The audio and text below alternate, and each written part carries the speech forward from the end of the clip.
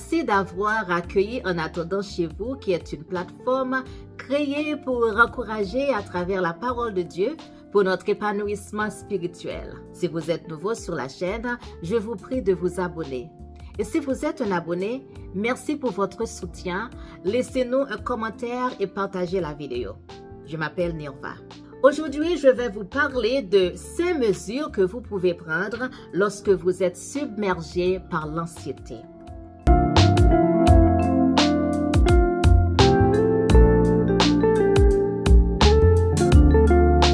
L'anxiété n'est pas un signe de faiblesse. C'est un signe que nous sommes humains et que nous sommes conscients de nos émotions. Tout le monde traverse une période d'anxiété au cours de sa vie. Jésus nous a avertis de nous attendre à du stress et à des problèmes dans cette vie. Ce monde est rempli d'épreuves et de peines qui génèrent une anxiété profondément ancrée. Cependant, la clé pour faire face à l'anxiété est de ne pas être surpris quand elle survient, mais d'apprendre à réagir lorsqu'elle survient. Bien qu'il existe de nombreux moyens sains et positifs de gérer l'anxiété, ne négligez jamais l'aide spirituelle que le Saint-Esprit promet de vous apporter si vous lui demandez. Voyons ce que dit la Bible à propos du fait d'être submergé par l'anxiété. Que faites-vous lorsque vous êtes submergé par l'anxiété? Dans 2 Corinthiens 4, verset 9, je lis. Nous sommes pourchassés, mais jamais abandonnés par Dieu. Nous sommes renversés, mais nous ne sommes pas détruits.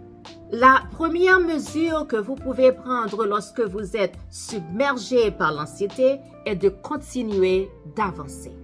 Savoir que Dieu est à vos côtés pendant les périodes d'anxiété peut vous aider à ne pas abandonner. Sa promesse est certaine. En période d'anxiété, laissez votre foi atteindre les promesses de Dieu. Il ne vous laissera jamais atteindre le point où vous succombez à votre situation. Souvenez-vous de sa fidélité. Le prophète Jérémie, dans le livre de Lamentations, dit que la miséricorde de Dieu est renouvelée chaque matin. Ainsi, dans votre anxiété, en ce moment, sa miséricorde est renouvelée pour vous afin que vous puissiez avoir la force de recevoir votre victoire des mains de celui qui est fidèle.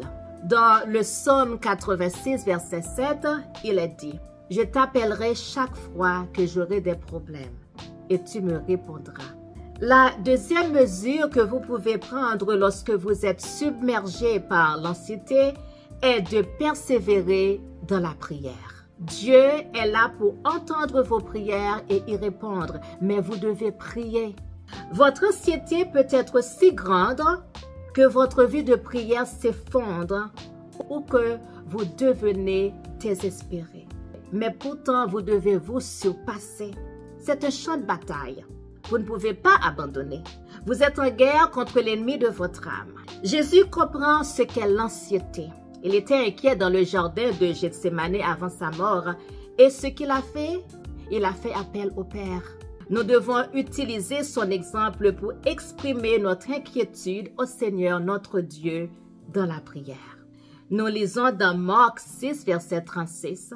Alors Jésus a dit, « Allons seuls dans un endroit tranquille et reposons-nous un peu. » Il a dit cela parce qu'il y avait tellement de monde qui allait et venait que Jésus et ses apôtres n'avaient même pas le temps de manger. La troisième mesure que vous pouvez prendre lorsque vous êtes submergé par l'anxiété est de prendre le temps de ralentir et de faire une pause dans des situations stressantes.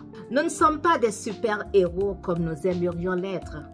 Vous pouvez vous permettre de faire une pause. Parfois, tout ce dont vous avez besoin, c'est un endroit calme, un endroit tranquille, loin des enfants, loin du conjoint, loin de la télé, un endroit tranquille avec vous-même.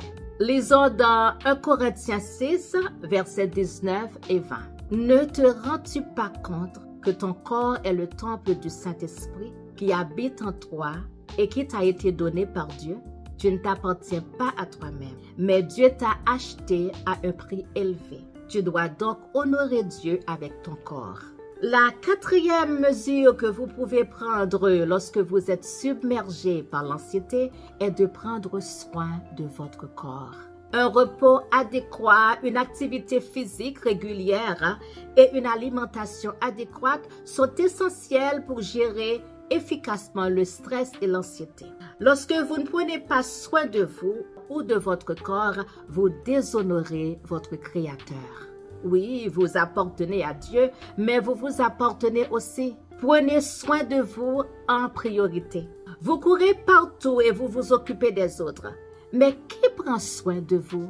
Si vous n'accordez pas suffisamment d'importance à vous-même ou à votre corps et que vous ne vous occupez pas de cette merveilleuse œuvre de Dieu, personne ne le fera.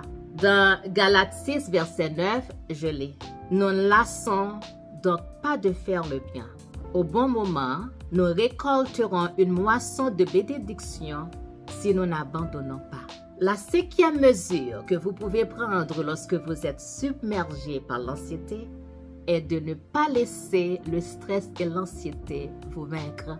Lorsque vous êtes fatigué de faire le bien, c'est peut-être parce que vous êtes tout simplement fatigué. Par exemple, vous pouvez avoir l'impression que le ministère ne grandit pas ou que votre entreprise n'est pas en plein essor. Vous pouvez avoir aussi l'impression de perdre le contrôle de vos élèves, de ne pas pouvoir gagner votre fille adolescente. Et par conséquent, anxieusement, vous avez envie de jeter l'éponge. Mais non, accrochez-vous. Il y a quelqu'un qui est béni par ce que vous faites. Vous êtes allé trop loin pour abandonner. Laissez Dieu vous remplir de sa présence. Appuyez-vous sur lui. Parlez-lui. Il comprendra. Demandez-lui de la sagesse et de la clarté. Dans Ésaïe 40, verset 29, Dieu dit qu'il donne de la force à ceux qui sont fatigués et qu'il augmente la puissance des faibles. Que Dieu vous fortifie et augmente votre foi en cette période d'anxiété.